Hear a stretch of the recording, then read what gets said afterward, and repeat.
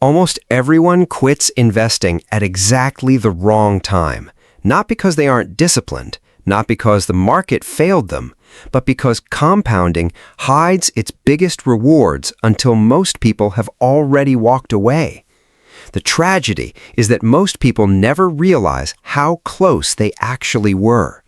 They spend years contributing, watching the numbers crawl, wondering if any of it is actually working.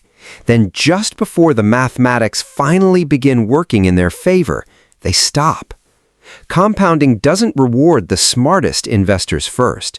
It rewards the people who stay in the game long enough to experience it.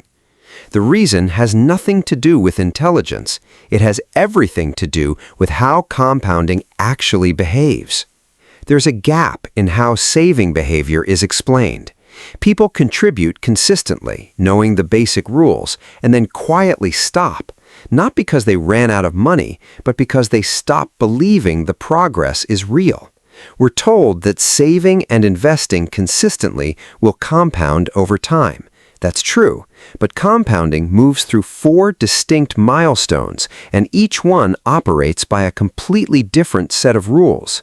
If compounding is so powerful, why does it feel completely invisible for so long? Because if you don't know which phase you're in, you'll keep measuring your progress by the wrong scorecard, and you'll make changes at exactly the moment you should be holding still. Once you understand how this progression actually works, you won't just feel more patient, you'll know precisely which phase you're in and what to protect. The pattern here is always the same, and it always starts in the same place.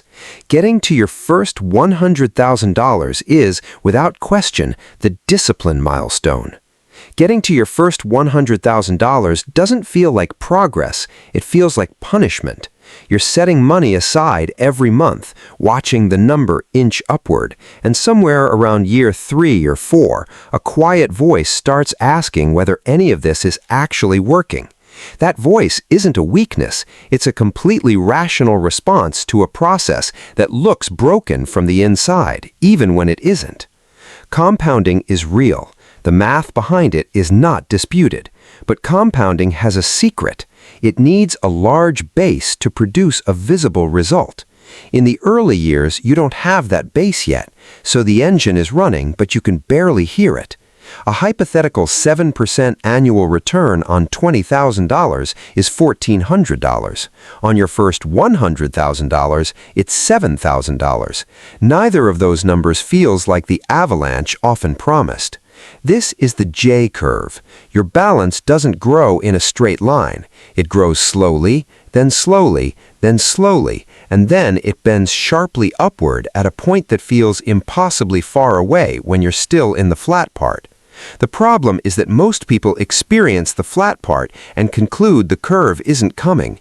It is, but you have to stay in the game long enough to reach it. To reach your first $100,000, roughly 46% of that balance comes directly from your own contributions. The market contributes the other 54%. Think about what that means. You are doing almost half the work yourself, manually, dollar by dollar. The engine of compounding is running, but you're still mostly pushing the car. That's why it feels so slow, because it mostly is you. Let's take a concrete example. Consider Marcus, a 32-year-old in a standard mid-level role. He brings home a consistent income after tax. He's disciplined and puts away a set amount every month into a broad index fund. At a 7% average annual return, Marcus hits his first $100,000 in roughly 9 years. He contributed around $64,800 of that himself. The market added the rest. $35,000 in returns over nearly a decade. That's not nothing, but it's not the number that changes your life either. Here's what that timeline actually means, though. The next $100,000, that only takes about 5.5 more years. Same contribution, same return rate, nearly 3 years faster. He's not doing anything different. The base is just bigger now, so the same percentage return produces a larger absolute number. This is the mechanism. It's not magic, it's arithmetic, but arithmetic that takes years to become visible. And that invisibility is genuinely dangerous. Our brains are wired to abandon things that don't produce feedback. The feedback loop is broken by design in this phase. The reward isn't coming yet, and so this first milestone, more than any other, is a test of whether you can keep executing a plan when the evidence that it's working is almost completely absent. This is exactly where most people quit. Not in year 1 when the motivation is fresh, in year 4 or year 5 when the novelty is gone and the balance still looks small. Participants who pause contributions for even 2 years during this early accumulation phase arrive at retirement with significantly smaller portfolios than those who stayed consistent. Not because the market punished them, because compounding needed those years and they weren't there. So what do you actually do with this? You redefine what progress looks like in this phase. Progress here is not a balance that impresses you. Progress is the habit of staying intact. The automatic transfer is going through. The contribution rate is holding steady or increasing. That is the only scorecard that matters between $0 and $100,000. The number on the screen is almost irrelevant. The behavior producing it is everything.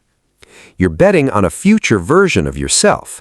That requires a specific kind of trust, not in the market, but in time itself.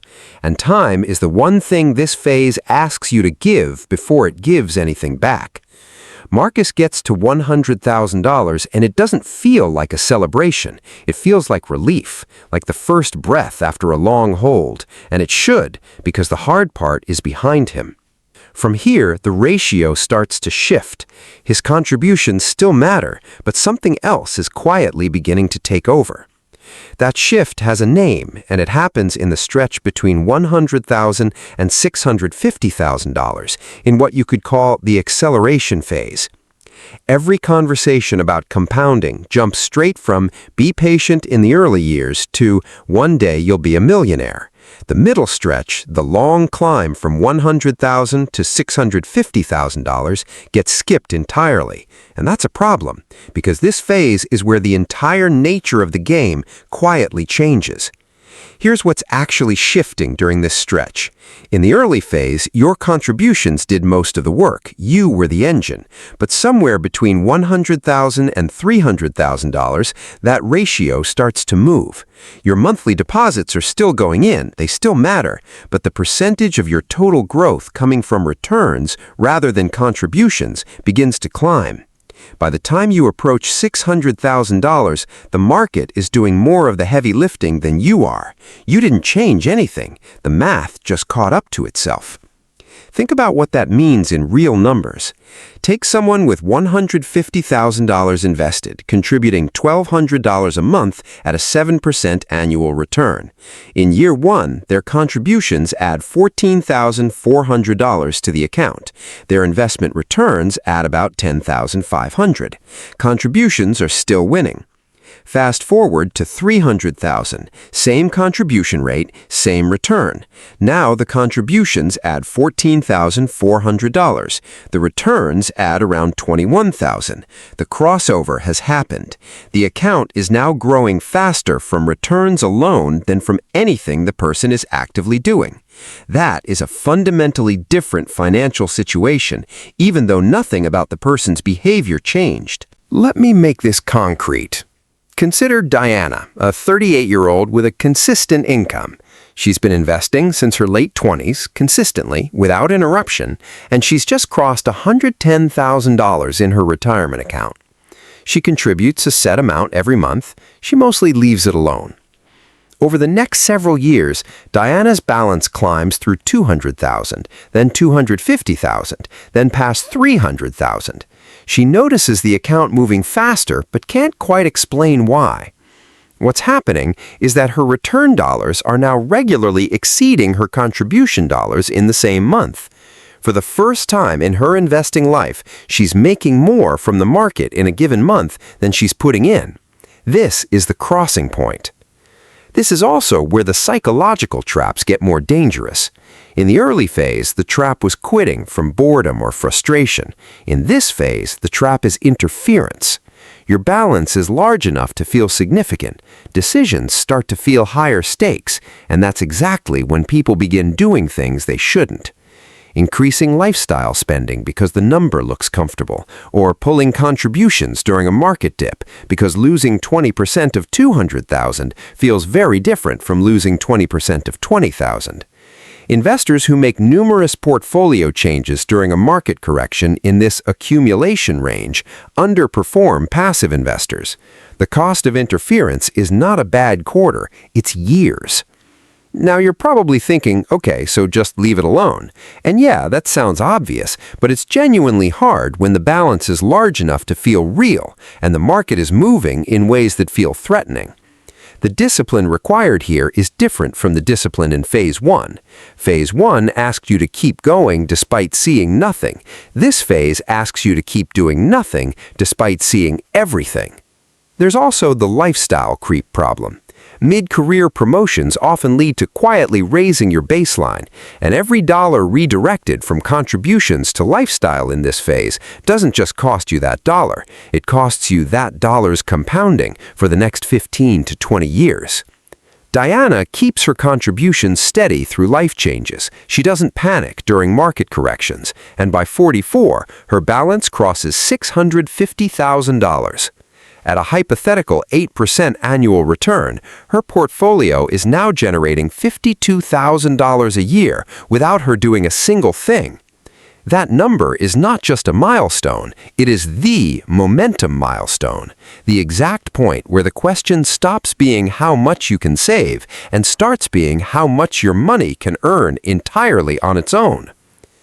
$650,000 is not a magic number, it's a threshold. Somewhere in this range, your investment returns permanently overtake your contributions as the primary driver of portfolio growth. From this point forward, your money is working harder than you are, not metaphorically, mathematically. Let's stay with Diana for a moment.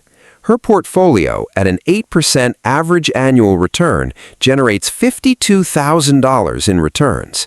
The market added $52,000.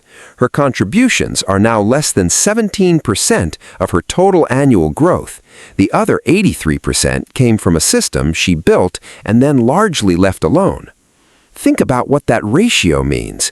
The engine now has its own engine. This is also when something psychological happens. Your relationship with risk changes because you have real options for the first time. There's a buffer. That buffer is quietly expanding the margin between you and a genuinely bad outcome. That margin is what unlocks real decisions. Let me give you a concrete example of what that looks like. Take a 40-year-old engineer named Patrick. Patrick is mid-career. He's been investing for years and just passed the $650,000 mark.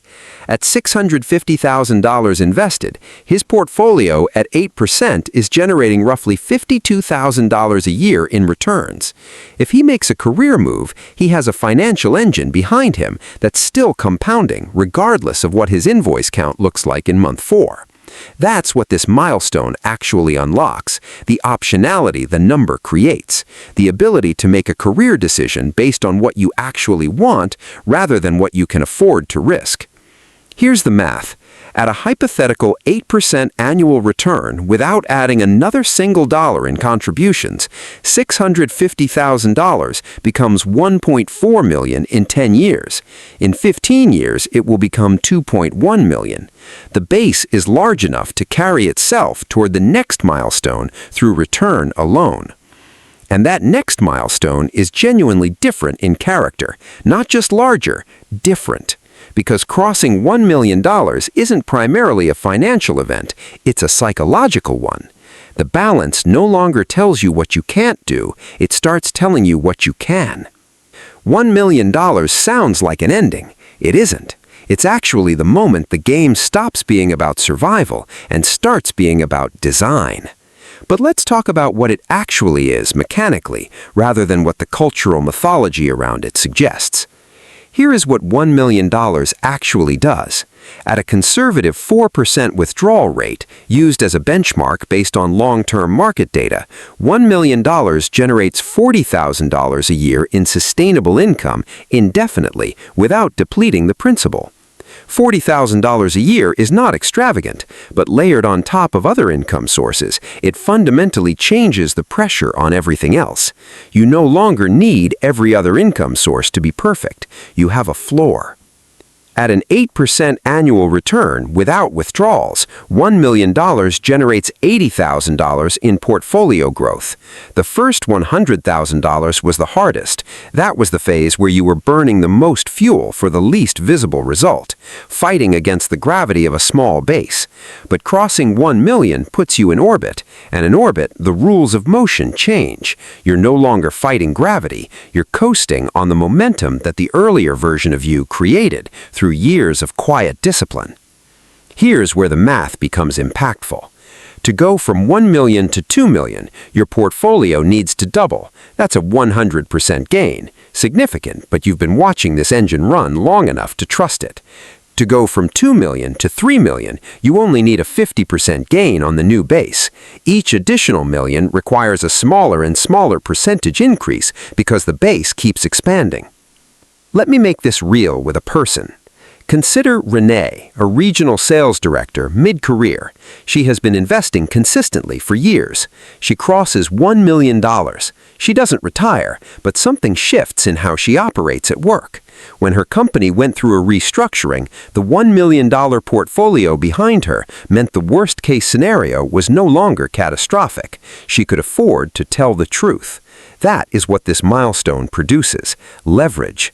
The patterns here are always the same, and it always starts in the same place. Building wealth isn't a financial challenge, it's a behavioral one. The market rewards the people who stay in the game long enough for the math to do what the math does. Carry these things forward. The early years are supposed to feel slow. Second, the hardest phase is always the one where progress is invisible. Third, the tipping point doesn't announce itself. You build toward it quietly. Fourth, the real return on $1 million isn't the balance, it's the leverage, the ability to make decisions from possibility rather than pressure. Subscribe so you don't miss it.